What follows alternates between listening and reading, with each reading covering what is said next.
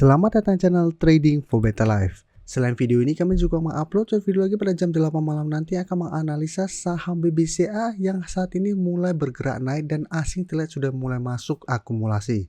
Dan di video ini saya cuma analisa satu sektor saham yang saat ini juga sudah mulai bangkit dari downtrendnya.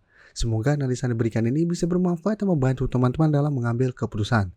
Untuk teman-teman belum subscribe channel ini, bisa tekan tombol subscribe agar tidak ketinggalan informasi dan analisa saham terbaru yang akan diupload setiap harinya. Saham pertama akan saya analisa adalah saham CTRA. Minggu lalu pada hari Sabtu sebenarnya kami sudah menganalisa saham-saham di sektor properti ini. Tapi karena kami salah upload dan pada saat itu sudah mulai liburan, kami baru tahu kami salah upload pada saat melihat komentar dari teman-teman. Dan karena kami sudah tidak ada di tempat, kami tidak bisa mengupload ulang dan terpaksa kami take down videonya. Dan hari ini kami kembali coba untuk mengupdate pergerakan dari sektor properti. CTRA bisa kita lihat hari Jumat kemarin naik 3% lebih ke harga 970. Dan jika kita perhatikan saat ini secara tren, CTRA sudah mencoba untuk bangkit dari downtrendnya. Tanggal 20 Januari kemarin sempat berusaha untuk break garis EMA 150, ternyata gagal break. Karena tanggal 24 ternyata masih bergerak turun dan sempat mengetes kembali garis EMA 50.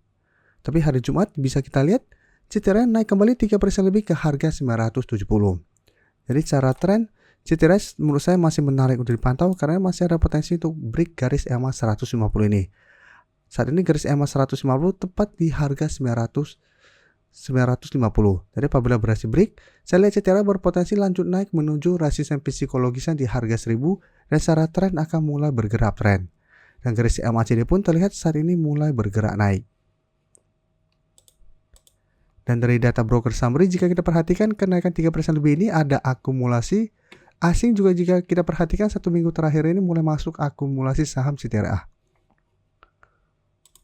Jadi dari data yang kita dapat, CTRA minggu depan saya lihat masih ada potensi untuk melanjutkan kenaikan menuju resisten atau mengetes resisten psikologisnya di harga 1000. Tapi untuk teman-teman saat ini baru mau entry, paling aman adalah tunggu kembali di sekitar harga 950 untuk entry-nya. Karena ingat, walaupun saat ini berada di atas garis EMA 150, ini belum terkonfirmasi break. Sama seperti hari Jumat kemarin, sempat naik di atas garis EMA 150, tapi ini tetap juga belum terkonfirmasi break. Jadi tetap paling aman apabila mau entry itu adalah tunggu kembali di sekitar support atau di sekitar harga 950. Apabila CTRA masih kuat berada di atas harga itu, bisa coba entry. Dan hold terus selama garis EMA 150 tidak terlewati atau swing trade apabila ternyata masih gagal break harga 1000.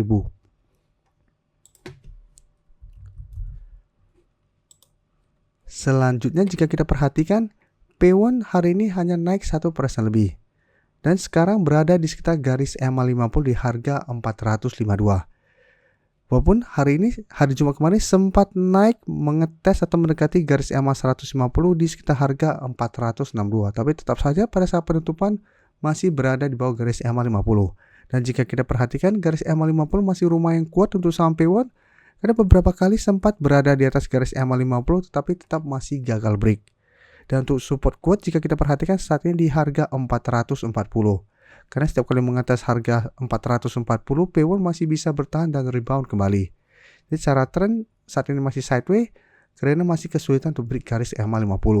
Dan garis MACD jika kita perhatikan saat ini juga sudah mulai bergerak naik.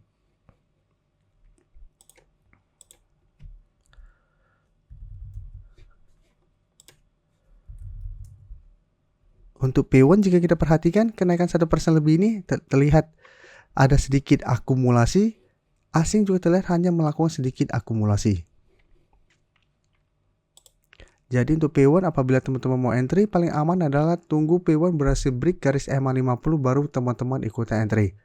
Dengan target jangka pendek tetap di garis EMA 150 sampai harga 464. Jadi walaupun berhasil naik di atas garis EMA 50 pertimbangkan untuk take profit apabila memang masih gagal break garis EMA 150. Karena selama masih gagal break garis EMA 150, P1 trennya masih akan bergerak sideways, sehingga masih ada potensi turun kembali mengatas garis EMA 50 atau malah turun di bawah garis EMA 50 apabila memang masih gagal break resisten kuat EMA 150. Karena memang secara tren saat ini P1 masih belum aman trennya. Jadi saat ini masih sideways dan terlihat memang masih kesulitan untuk naik di atas kedua garis EMA ini. Apalagi kenaikan hari Jumat kemarin candlenya juga kurang bagus dan terlihat belum ada akumulasi besar. Tapi P1 masih bisa dipantau pergerakannya.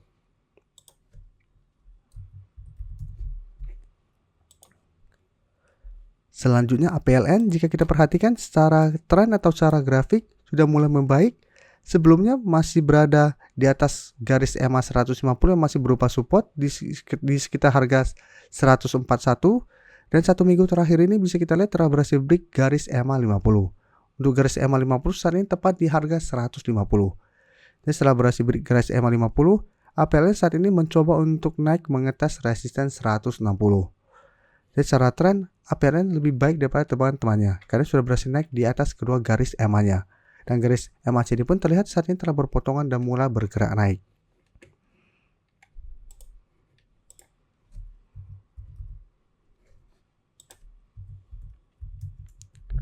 Untuk APLN, jika kita perhatikan, kenaikan 2% lebih ini terlihat ada sedikit akumulasi, asing juga hanya terlihat melakukan sedikit akumulasi. Jadi dari data yang kita dapat, saya lihat APLN memang masih ada potensi minggu depan untuk mengetes harga 160. Tapi hati-hati, masih ada potensi untuk terkena pullback apabila memang masih gagal break harga 160. Jadi apabila teman-teman sudah punya saham APLN dan teman-teman pantau ternyata minggu depan pada saat mengetes harga 160 ternyata gagal break dan mulai berbalik arah, pertimbangkan untuk take profit dulu. Karena memang tidak terlihat ada akumulasi besar pada kenaikan hari Jumat kemarin. Tapi apabila teman-teman masih mau hold selama garis EMA 50 tidak terlewati, masih bisa. Apalagi untuk teman-teman sudah berhasil beli di sekitar harga 140. Dan selama teman-teman beli di sekitar garis EMA 150 masih mau hold terus selama garis EMA 105 tidak terlewati pun masih oke.